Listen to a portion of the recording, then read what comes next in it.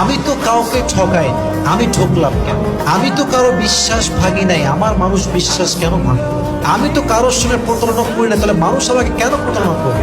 যদি আপনি কাউকে না ঠকিয়ে নিজে ঠকে যান, যদি আপনি আপনার পুরো এন্টায়ার লাইফে কাউকে কষ্ট দেন নাই, কারো আঘাত করেন নাই, কারোর সঙ্গে আপনি প্রতারণার ফাঁদ কখনো পাতেন নাই, তবু আপনি বারবার বিশ্বাসঘাতকতার শিকার হয়েছেন, বারবার মানুষ আপনার সঙ্গে বেইমানি করেছে, মাথায় রাখবেন এটা হচ্ছে আল্লাহ তাআলার পক্ষ থেকে একটা পরীক্ষা, একটা এক্সাম।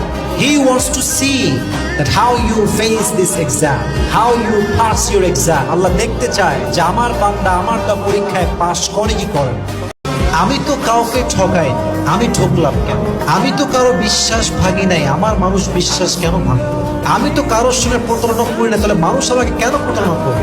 যদি আপনি কাউকে না ঠকিয়ে নিজে ঠকে যান, যদি আপনি আপনার পুরো এন্টায়ার লাইফে কাউকে কষ্ট দেন নাই, কারো আঘাত করেন নাই, কারোর সঙ্গে আপনি প্রতারণার ফাঁদ কখনো পাতেন নাই, তবু আপনি বারবার বিশ্বাসঘাতকতার শিকার হয়েছেন, বারবার মানুষ আপনার সঙ্গে বেইমানি করেছে, মাথায় রাখবেন এটা হচ্ছে আল্লাহ তাআলার পক্ষ থেকে একটা পরীক্ষা, একটা এক্সাম।